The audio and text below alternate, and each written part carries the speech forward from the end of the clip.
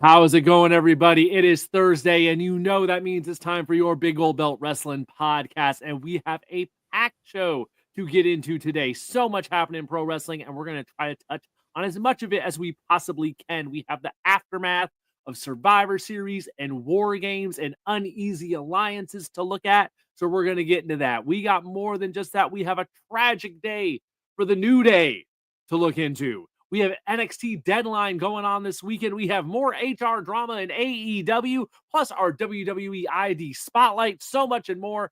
Get ready, folks. Your Big Old Belt Wrestling podcast starts right now. Big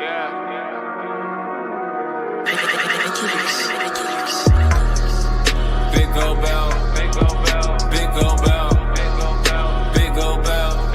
All I really want is that Big Old Belt, Big Old Belt, Big Old Belt.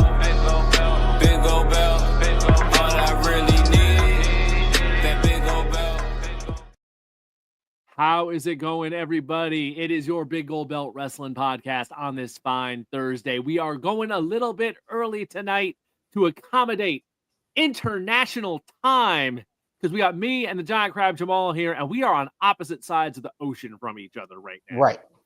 This is exciting, high-tech stuff we got going on here. I didn't think it would happen, but modern technology is pretty darn amazing. So here I am in the United States, and the Giant Crab is joining us all the way over in Italy currently. Yes. Yeah. So I'm in northern Italy right now, and I'm actually running all this off from my cell phone. So this is a small miracle that I've actually gotten this to work. But yeah, been on vacation for the past week, running around Europe. I'm in Brescia, Italy right now, and then I'm going to be off to Rome and then Iceland, and then back to work on Monday. So a whirlwind. That is a whirlwind of a damn trip. For sure. Well, I mean, if you check the hat, I was in Liechtenstein yesterday and Switzerland this morning, and yeah, man, it's been a whirlwind trip. There you go. Well, I'm glad you're here with us. A lot of folks were not available today, so we were like, we're going at 5 instead of our normal 8 p.m. Eastern, so we can get this show in the can. So it's all good. People are busy time of year with the holidays and everything. So let's get right to it. We got a lot going on in pro wrestling, and let's start at this past weekend with Survivor Series up in Vancouver. Went down this past Saturday night. Of course, headlined by, nowadays it's Survivor Series War Games. You don't get Survivor Series matches anymore, but you get War Games as the big hook on the show. And we talked last week about how this show was really, I mean, they were, of course, selling this entire show on the Bloodline versus the Bloodline. That was going to be the big hook, the big selling point. There was other stuff happening on the show, but they're hanging their entire hat on Bloodline versus Bloodline. Right. We'll hold off on that for the moment, since that's going to probably be the bulk of the discussion. Looking at the rest of the card, this was an odd show. It had its hits and it had its misses for me.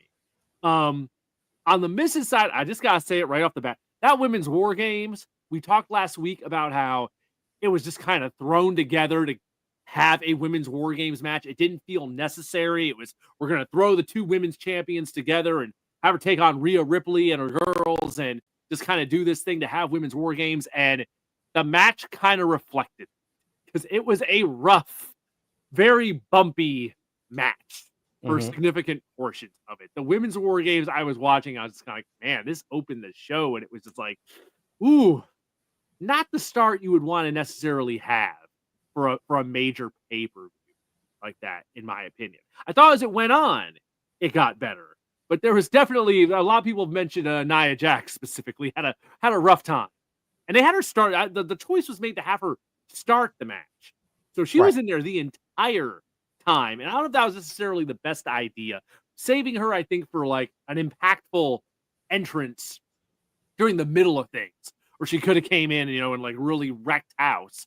Probably would have been a better way of going about it. But they went with Nia first, and it created a bumpy road. I'll put it that way. Did you hear anything about the Women's War Games? You've been busy globetrotting here, so yeah. Actually, in Germany, they aired it on Sunday morning on like free TV, on cable TV. Okay. So I did get to see a little bit of it.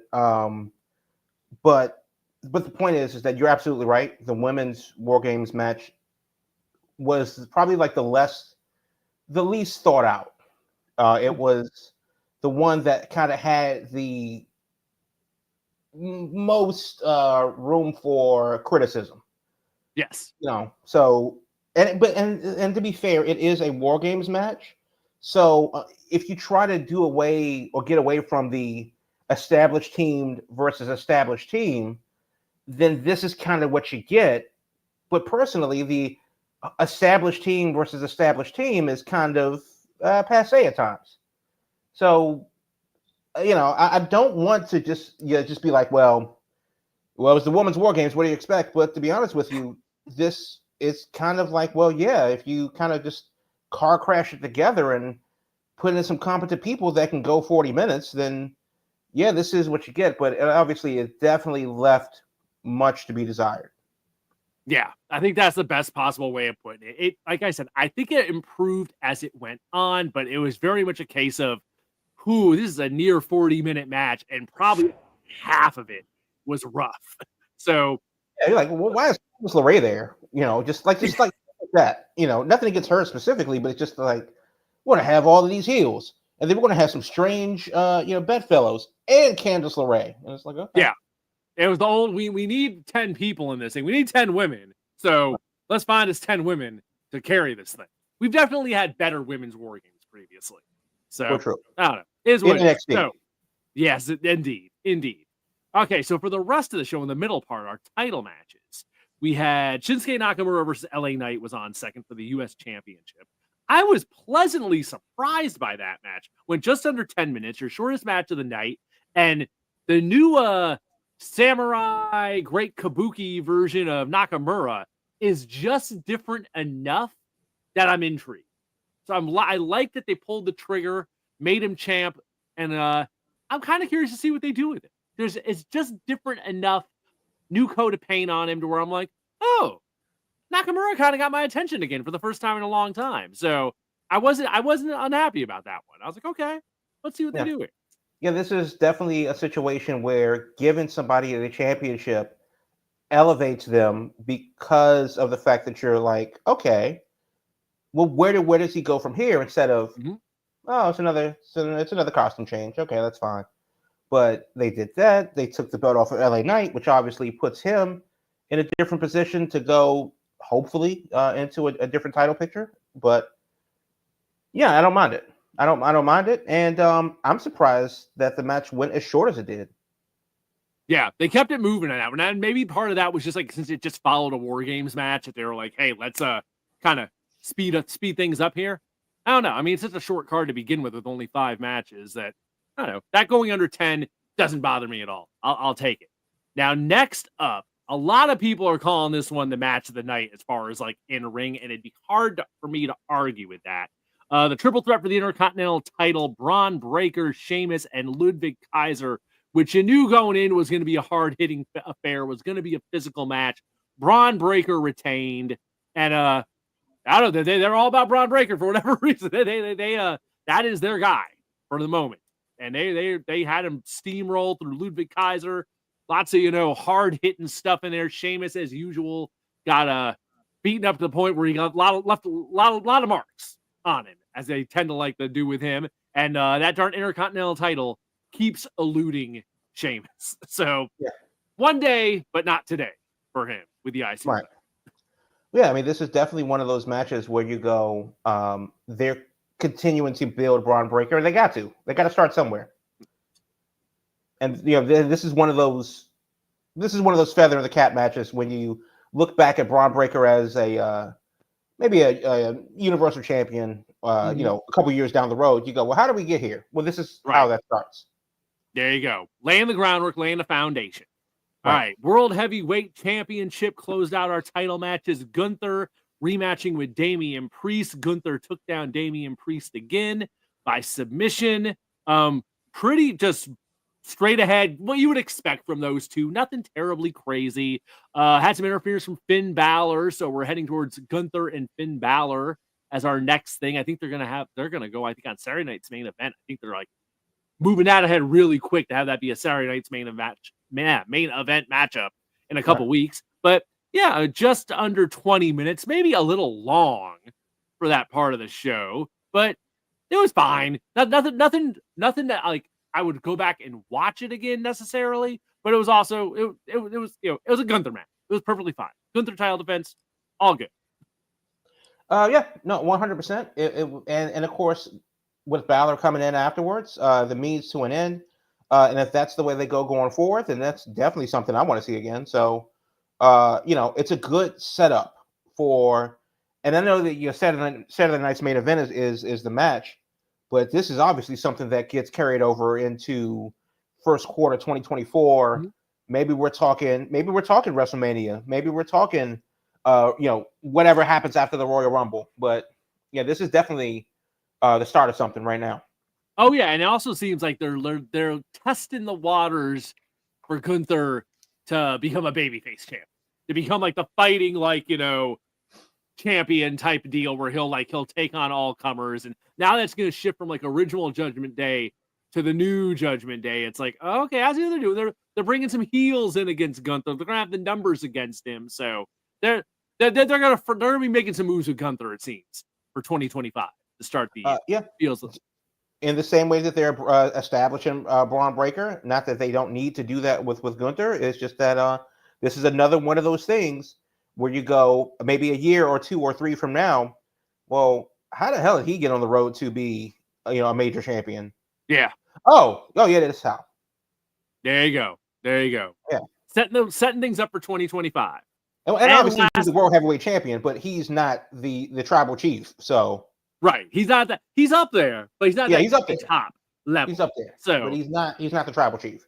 There you go. All right. Speaking of the tribal chief, let's talk this main event: the men's War Games, Bloodline versus Bloodline, with so many stories going into this. We talked a lot last week about how they inserted CM Punk into it, and that curveball getting thrown in there about Bronson Reed being brought in to beef up Bloodline 2.0, and they played pretty much every little soap opera twist and turn they could throw in this thing.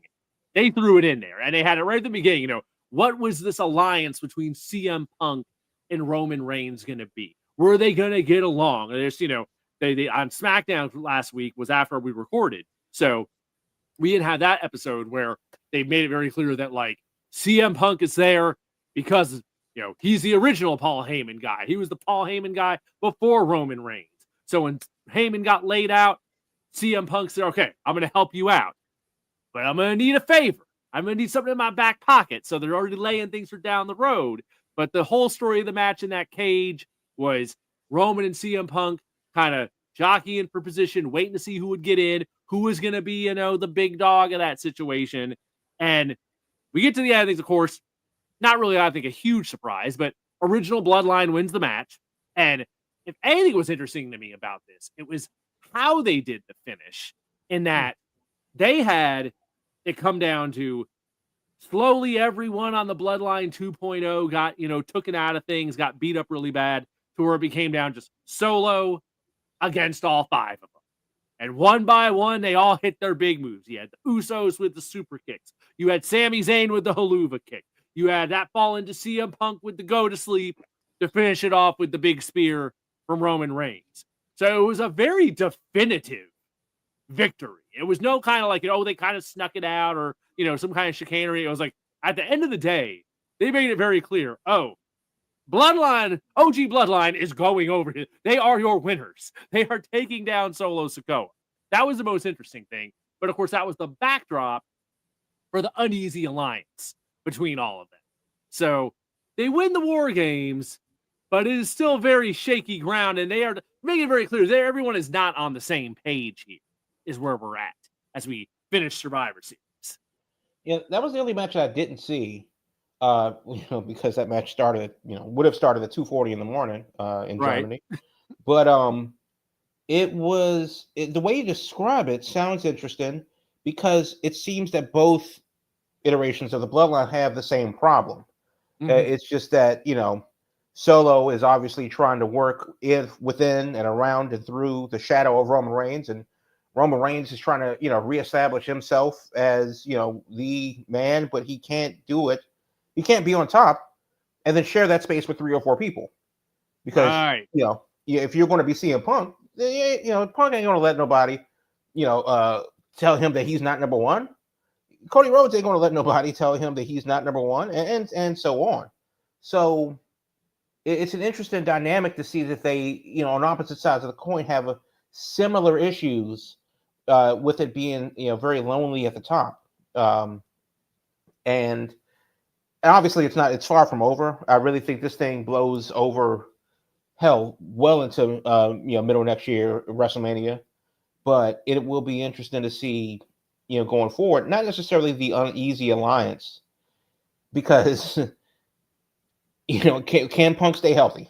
Will always be, That was a ticking time bomb right there. Yeah, I mean that's always going to be a thing. And then, of course, where does this lead? Because it's not like Roman has a championship to defend or anything like that. So, what's in it for these guys to join his alliance?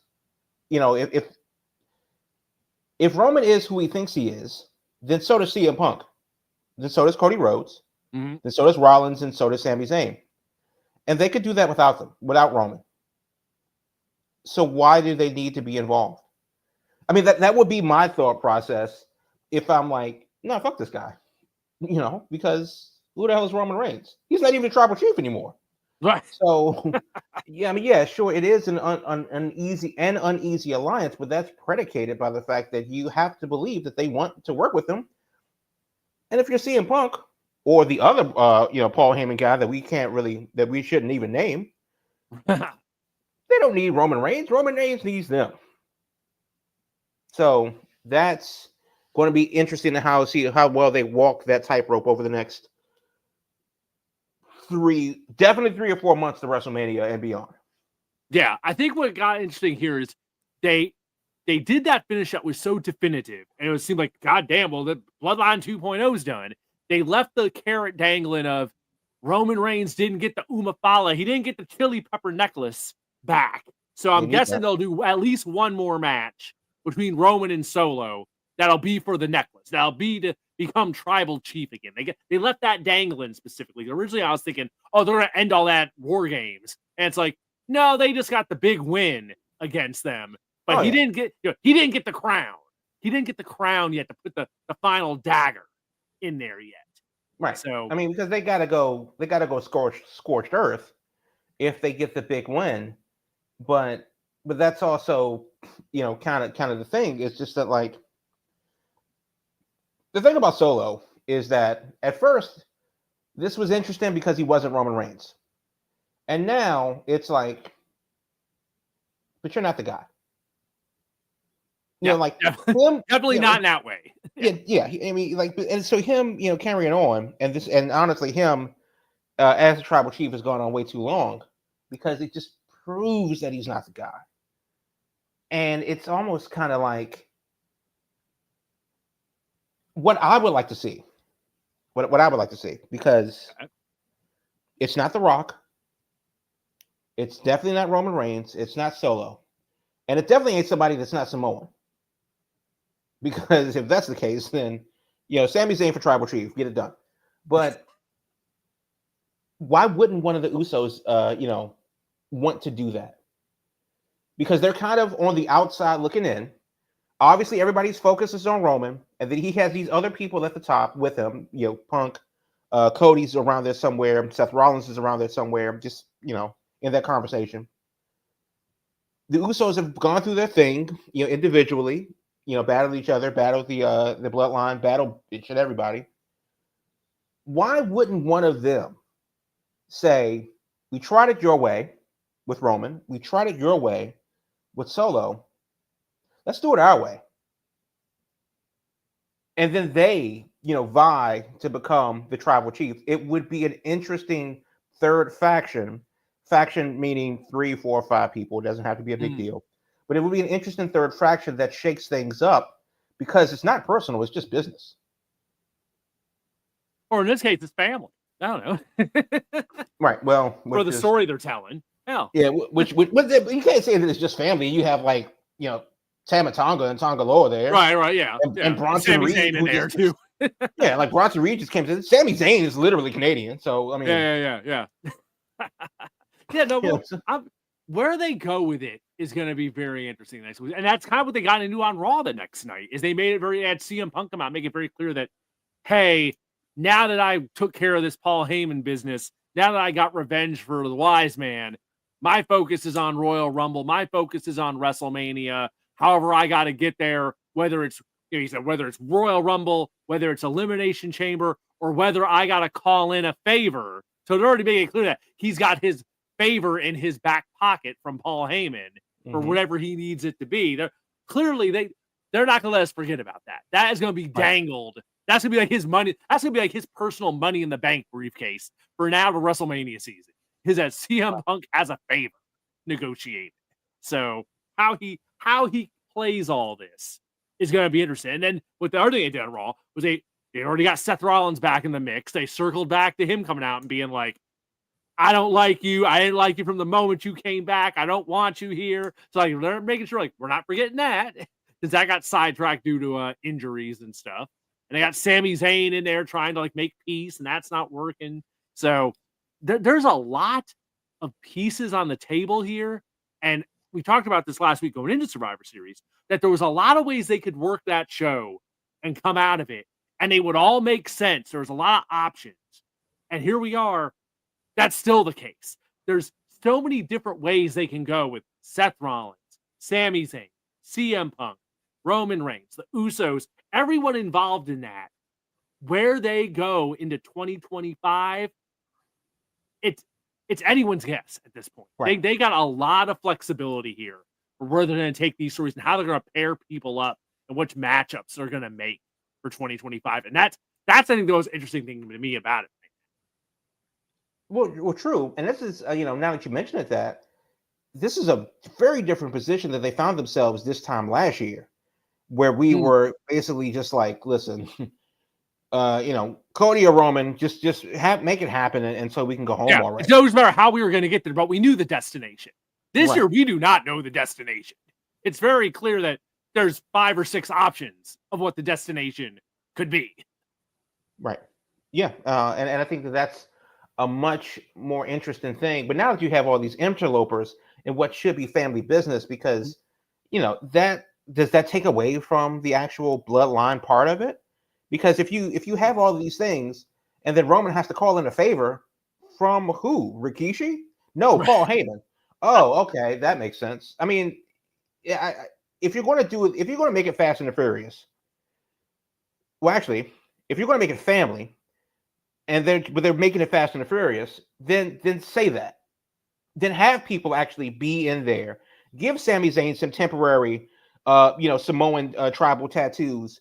Do the whole thing where I don't know how the Samoan people would feel about this, this ginger from Montreal adopting their culture. That might be a slippery slope. But the point is that if Roman's trying to prove the point that family is an action, not a now, because family is what you are, not what family is what you do, not what you are. Basically, if he's trying to make that point, we obviously didn't come from the same place at the same time, but we here, and the way we feel about each other is family. Okay, cool. I can understand that. You can be an adoptive family.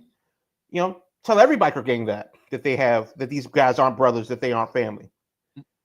And then there's Solo, who's doing the same-ish thing, where, hey, as long as you love me, you family.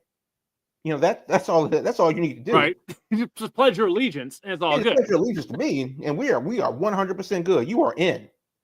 So I see this happening again, and honestly, I don't know how many more Saudi pay-per-views they got coming up, but they got 2 more next year. Of course. And I'm not saying that they have another War Games match, but I think that would be a place where they insert the actual Survivor Series match. Because they have to have like a bigger version of faction versus faction warfare at a premium live event somewhere down the road. I think the 5 major ones are kind of spoken for, because of Roman's because WrestleMania is an individual event. Royal Rumble is an individual event. Survivor Series, whatever. Money on the Roof. I don't see that happening. And then, of course, you have, WrestleMania itself, which should be for the championship, whichever one they want to get. But yeah, I think that's an opportunity for them to do something like that down the road. And also, I would like to see the Usos have a more prominent role, which seems silly on the surface because they've been right there. But they've been right there in that they've been right behind the glass, right under the glass ceiling.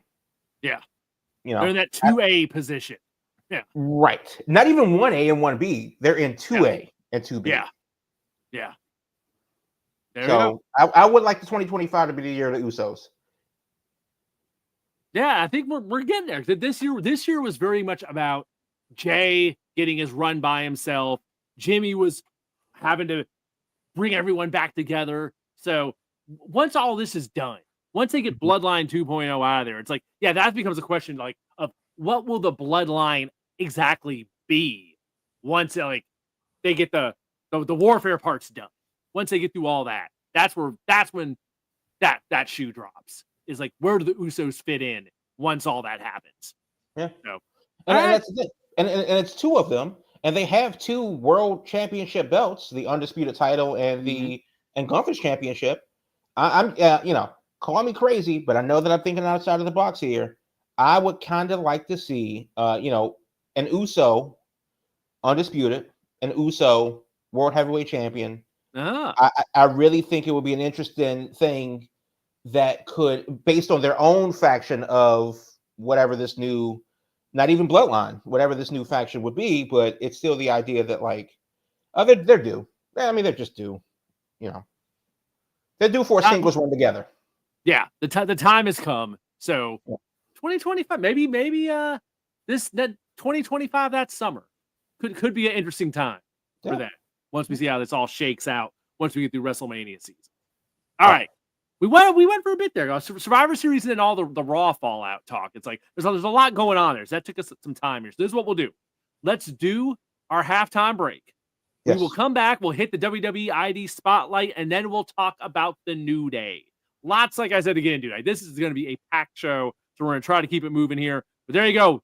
That's what's coming up after the break. Stay with us, folks. Your Big Old Belt Wrestling Podcast. We'll be back right after this. A little birdie told me, everybody, that you may be interested in doing some sponsorship and advertising opportunities with us here at Big Gold Belt Media. You know what? You might as well, because we are the golden standard for all of your media needs. Why would you want to go anywhere else? Besides, all of your pre-roll ads, your mid-roll ads, as well as your on-air reads are going to be done by me, Damian G. Yeah, professional broadcaster, Damian G.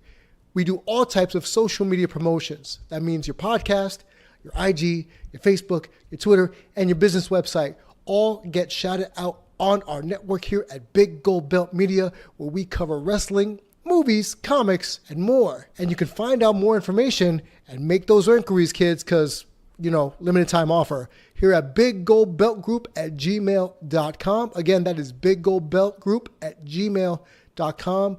Why would you want to go anywhere else? I wouldn't. Well, I work here, but I still wouldn't even if I didn't. So again, Big Gold Belt Media for all your sponsorship and advertising opportunities, your podcast, your IG, your Facebook, your Twitter, all of your social media platforms, as well as any business website you want us to promote on our show. biggoldbeltgroup@gmail.com, and let them know Damon G sent you.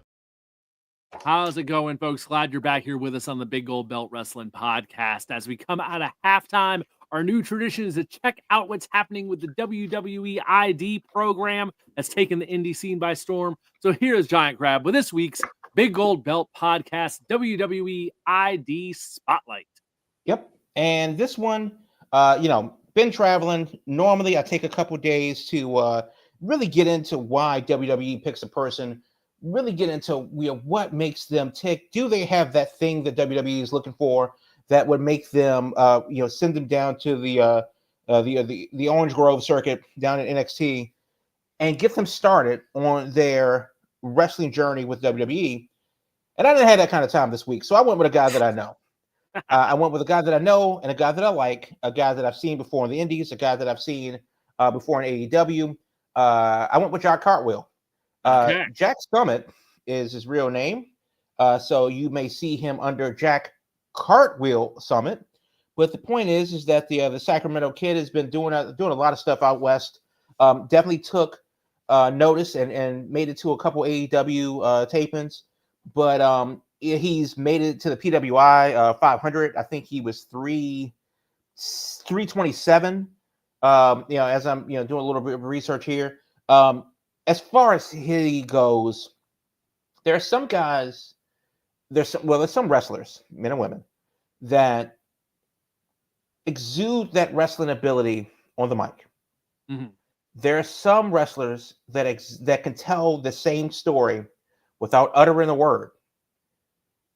And Jack Hartwell is definitely one of those guys that he already has every single tool in the 256 box of Crayola crayons that you could want as a wrestler.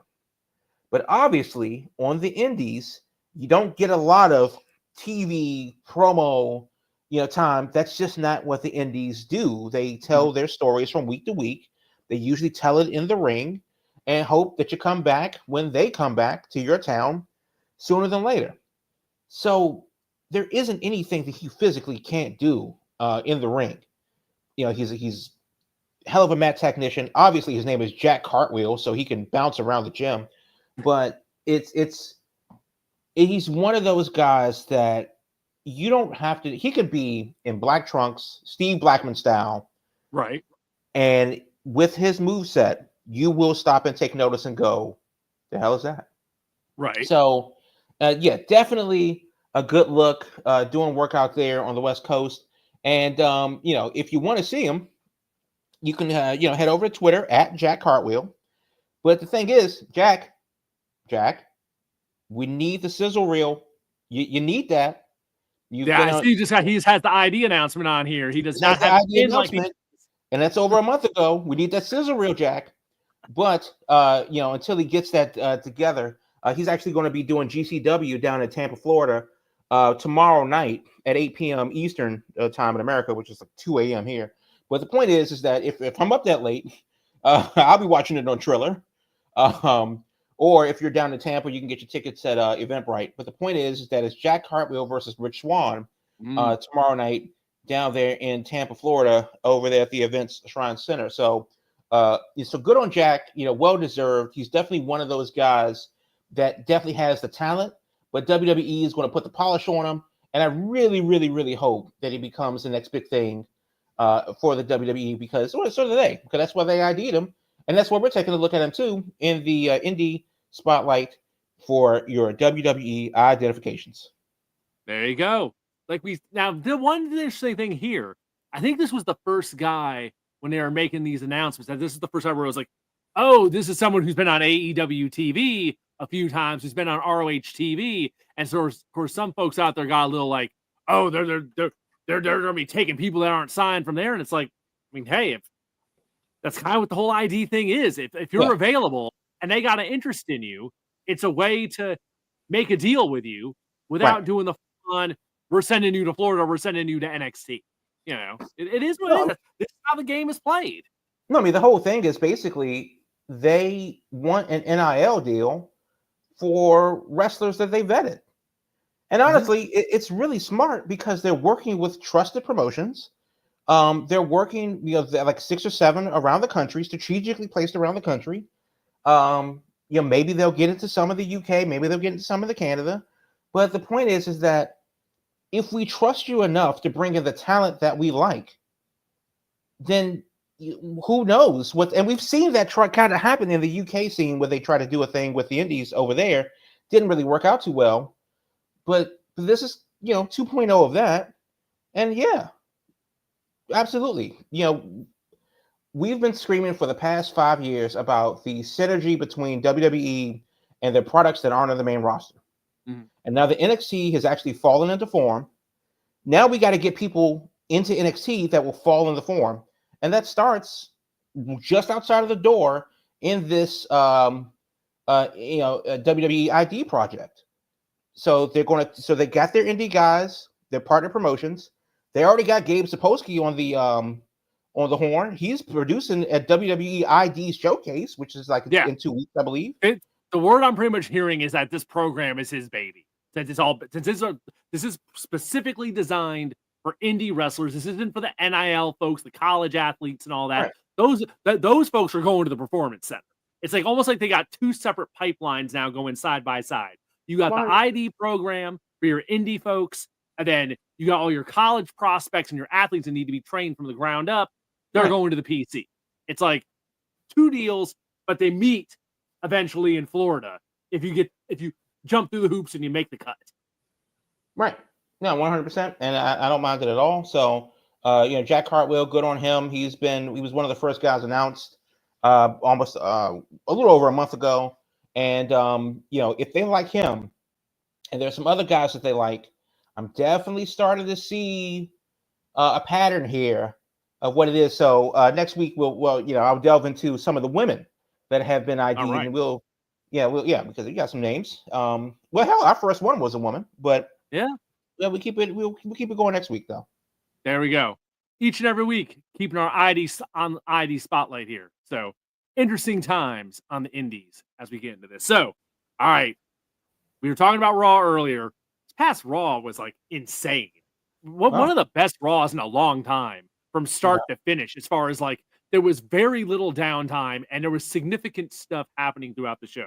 We talked last week about how they've been hyping this for weeks. The New Day 10th anniversary celebration. What was it going to be? They've been teasing forever that, Kofi and Xavier weren't getting along. And we talked about it last week and we pretty much were all like, I don't think they're going to break up. I think Big E's going to show up and he's going to do something. Hopefully Big E gets them on the same page. It was what 2 Chainz was saying last week. And that's what my thought was, that Big E would show up and kind of be like, knock it off. Let's get down to business. I'll be your manager and all this, and I'm going to help you guys out. And they did that. And then the other shoe dropped. And they made this, in a lot of ways, way more interesting than I ever really expected.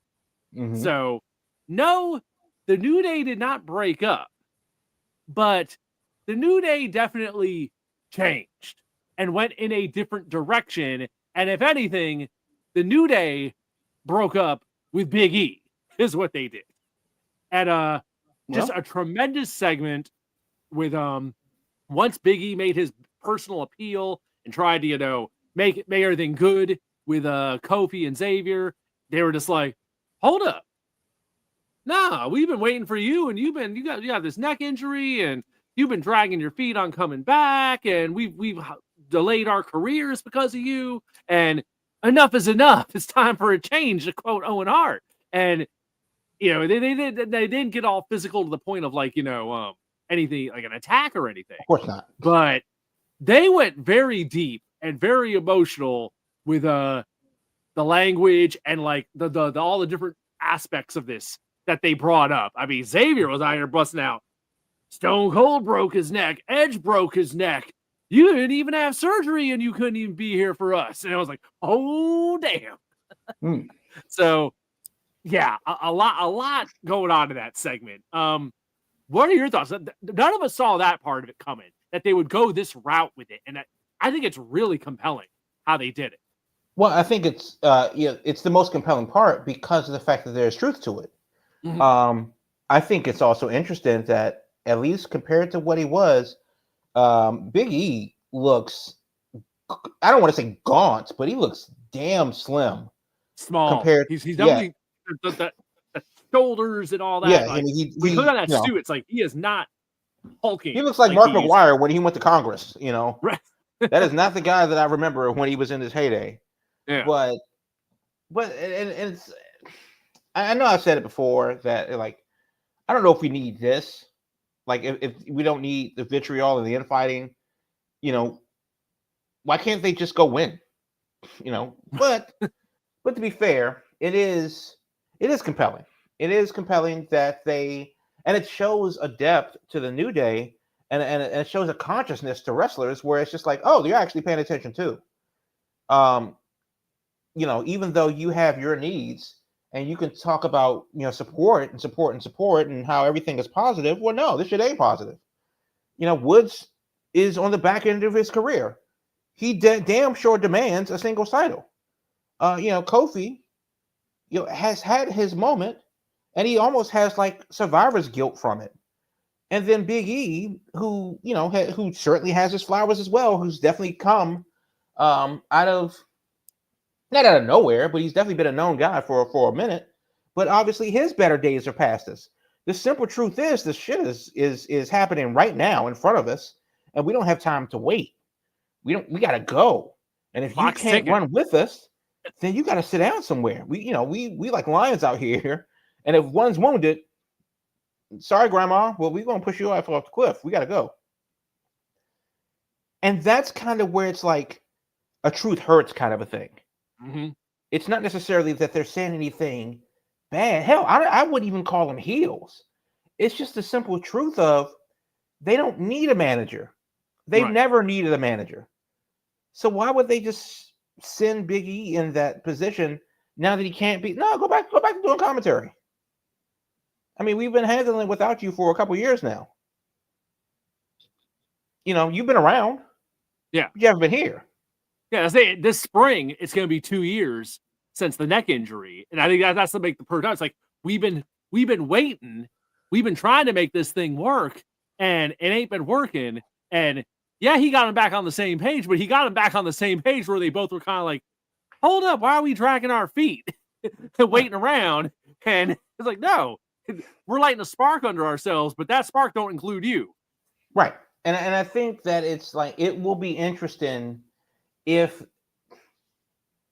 I don't know what that would look like for them to actually turn heel, because of the bits and pieces of the segment that they had that I watched, the first thing they said was, "Hey, crowd, it hurts us to say it, so don't misunderstand us.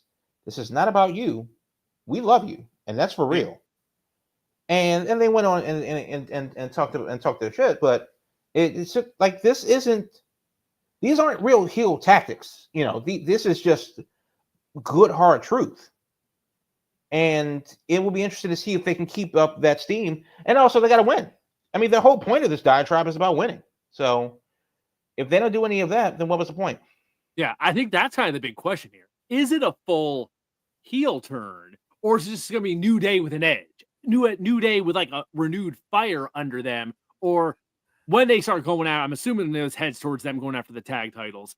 I don't know. They're going to be pulling out some chairs. Are they going to be doing some hey, it's time for us to, by any means necessary, take what's ours back. I mean, that's going to be the next shoe. That's the next shoe to drop here. Is once they start doing matches, is this now New Day with an edge? Is this New Day not taking any crap anymore because they feel they've wasted the last 2 years waiting for Big E? Now, and of course, now here's the question. Let's say that Big E goes, you know what? It hurt me what you said last week. But you were right. Fuck him. Let's go get it. And they could do lights that. Fire under him. And lights a fire under him, but to what extent though? Mm-hmm. Obviously he's in no physical shape to go out there and take any bumps or anything like that. That's he made it clear he's not cleared. He's still not cleared. Right. So even if he was, no, we don't need that from him. That shit is done. Give him his cake, let him retire. But now it is to the point of what could he do? Because I mean, if the whole argument was them holding him back, it doesn't really matter if he agrees. The point was made. So realistically, if he says, "All right, let's do this together," the way that we've always done it, then what could he actually do? And then I'm not sure. I don't know where he fits in this, which is why the segment works, because it's true. They don't need him.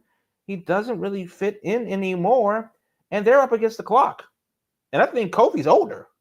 So, yeah. Kofi been around a long time. Yeah, I think Kofi's much older than Woods, at least. So they say what they said. It is what it is. Whether or not they go full heel would be interesting.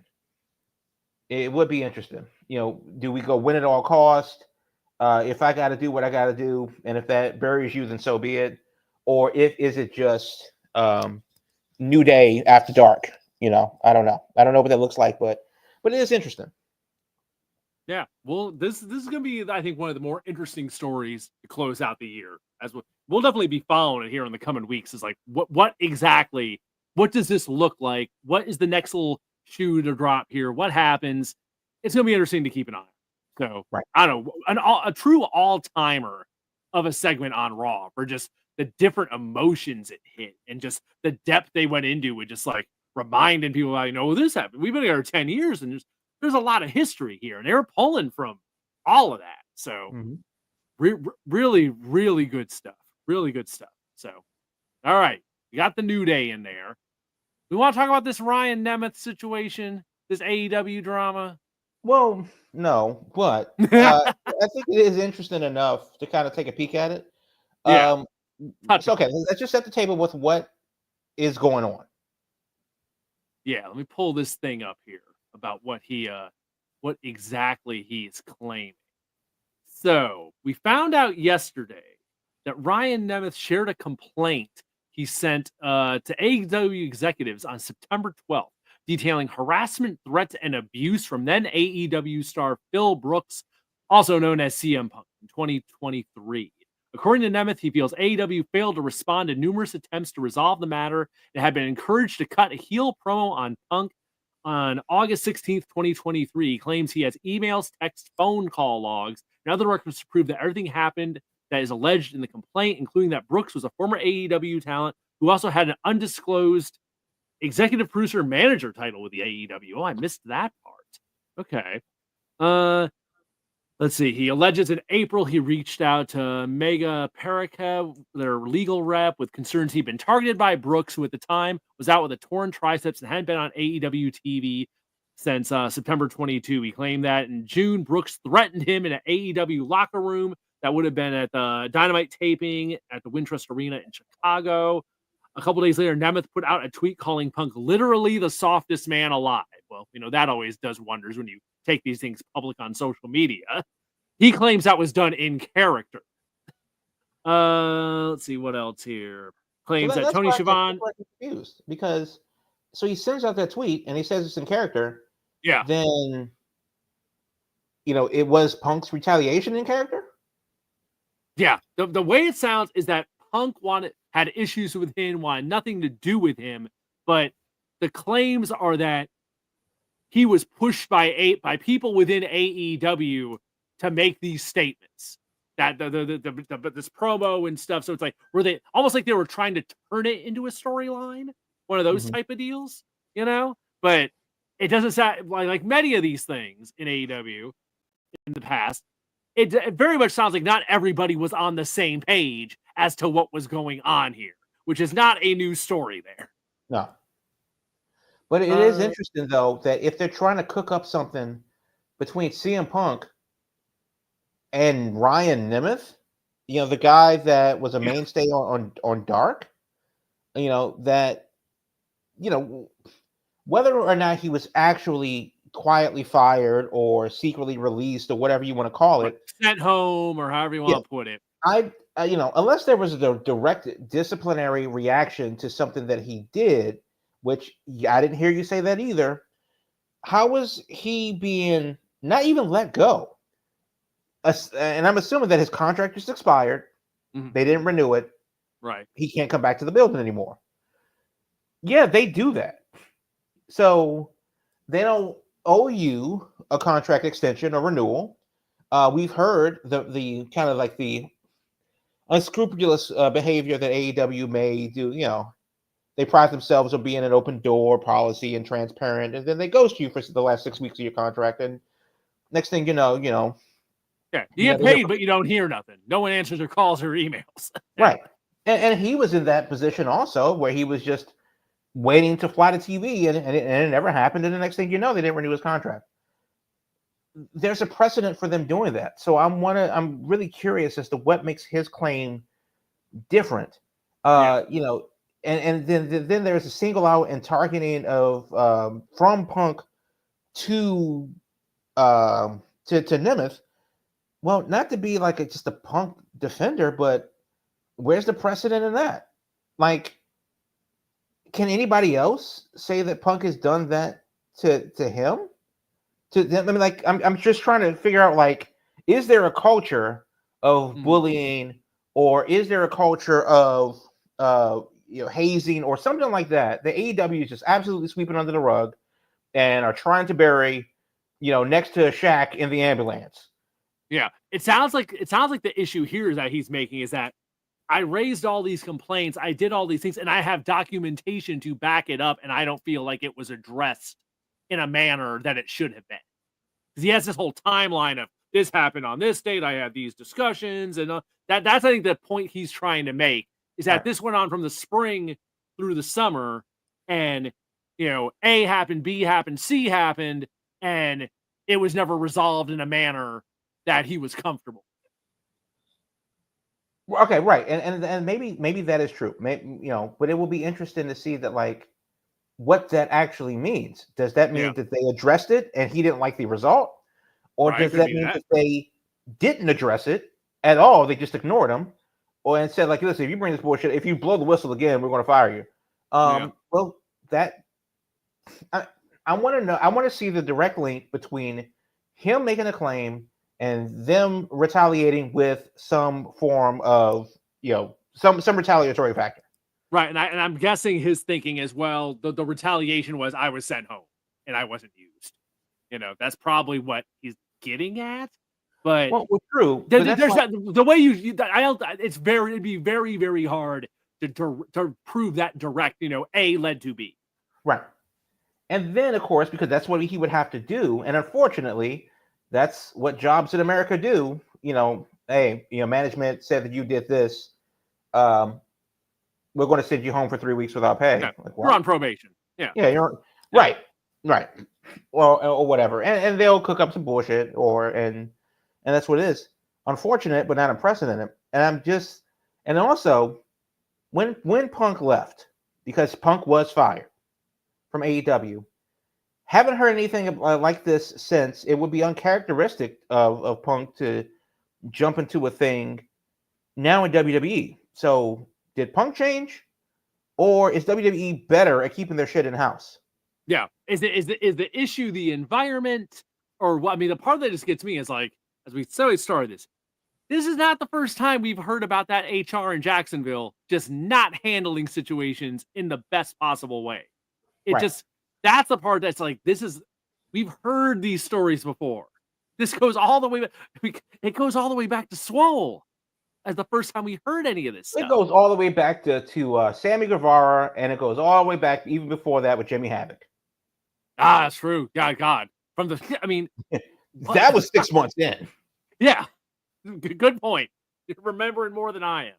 So, I don't know. It is what it is. I don't think it's going to go anywhere more than just, we have this information now, but it's definitely just another case of, sounds familiar. Definitely sounds familiar. Yeah. It definitely, and that's also a thing too. The infrastructure over there has definitely been something that we've commented on before. Christopher Daniels has got to be one of the worst HR managers I've ever seen in any major business. Like, my God, this poor guy.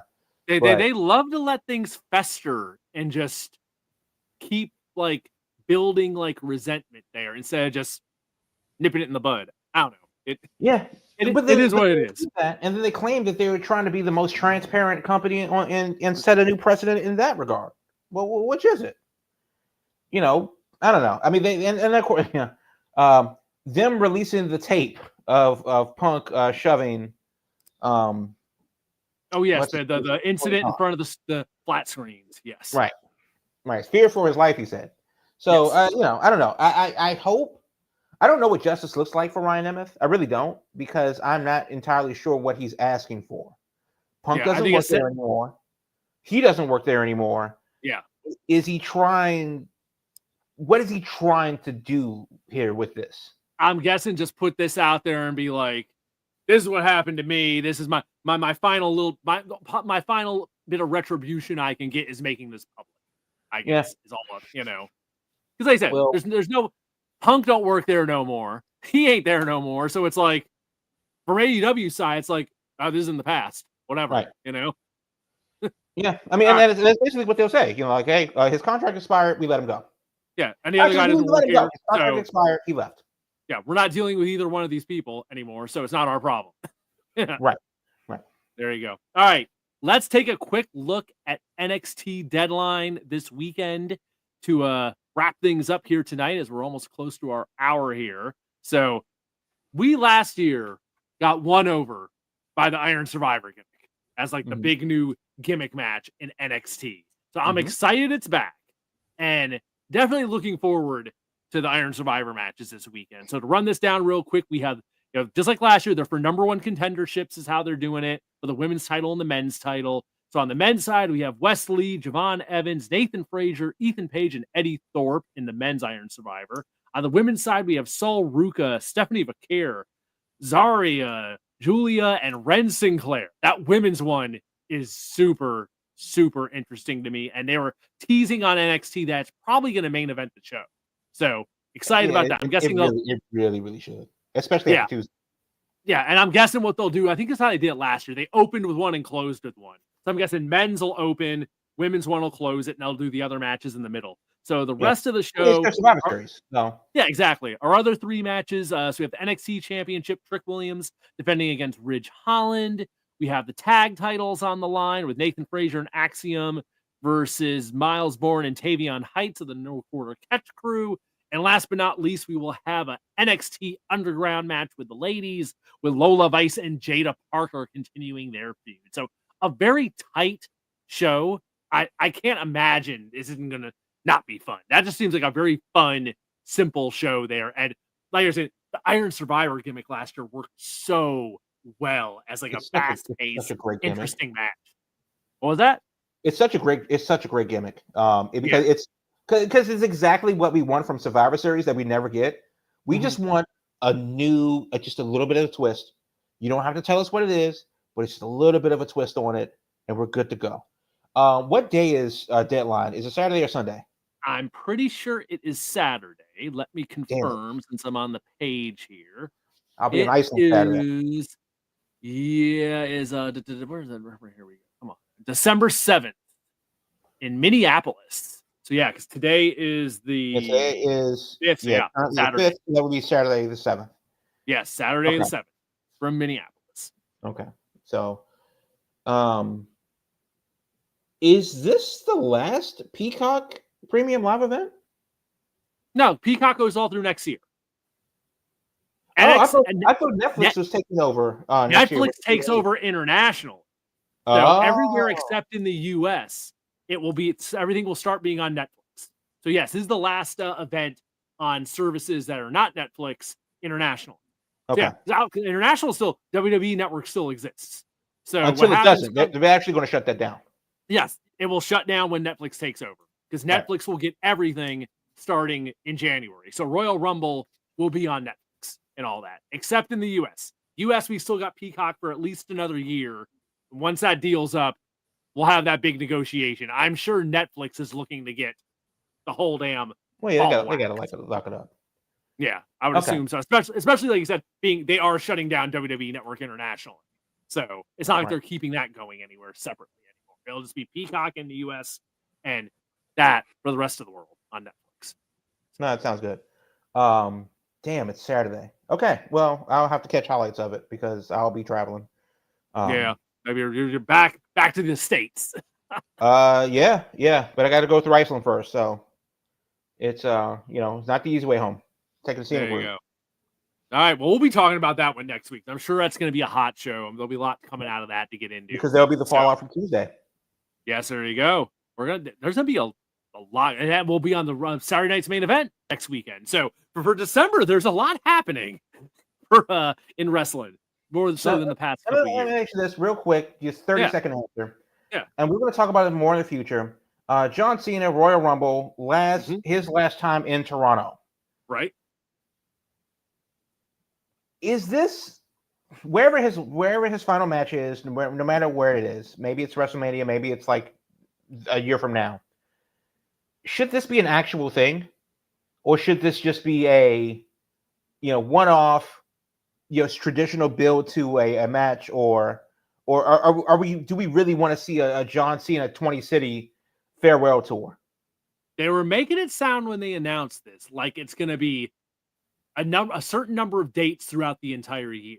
like 28 dates or something. Yeah, I mean, So he's I like, get the feeling they're spreading it out across the whole year. So it's not ending at WrestleMania, as far as I can tell.